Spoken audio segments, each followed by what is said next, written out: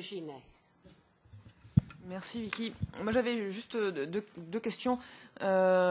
Si on ne perd pas de vue que l'objectif de la protection des législations en matière de protection des consommateurs, c'est effectivement de protéger les consommateurs, moi je me pose la question de savoir en quoi est-ce que le consommateur se trouve protégé s'il doit faire face à un cadre juridique différent selon qu'il achète dans une boutique et selon qu'il achète en ligne. Parce qu'on voit que déjà une des difficultés de la protection des consommateurs, c'est pour le consommateur la capacité à connaître et à faire valoir ses droits. Si en plus il y a deux régimes différents, je pense que il y a vraiment de quoi définitivement perdre le consommateur et manquer la cible. Mais bon, ça c'est en première approche.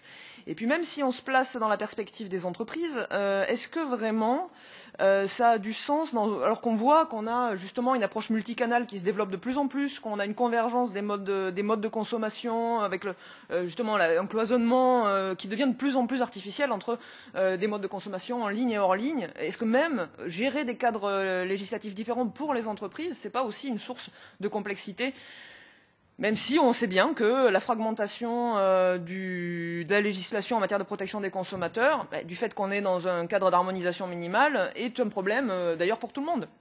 Donc dans ces conditions, effectivement, si on part de ce constat qu'il faut un cadre commun pour l'ensemble des démarches et que la protection des consommateurs, c'est bien de protéger les consommateurs, je pense que la solution, elle est à ce moment-là, elle vient d'elle-même, hein, c'est bien une harmonisation maximale sur le plus haut niveau de protection des consommateurs, parce que je n'imagine pas qu'on puisse promouvoir l'Union européenne et l'intégration européenne en entraînant une dégradation de la protection des consommateurs. Mais après, la question qui se pose, c'est est-ce que tout le monde ici autour de la table est prêt à partir dans cette voie d'une harmonisation totale et maximale du droit de la protection des consommateurs? J'en serais personnellement ravi et donc peut-être qu'on peut essayer de s'y atteler.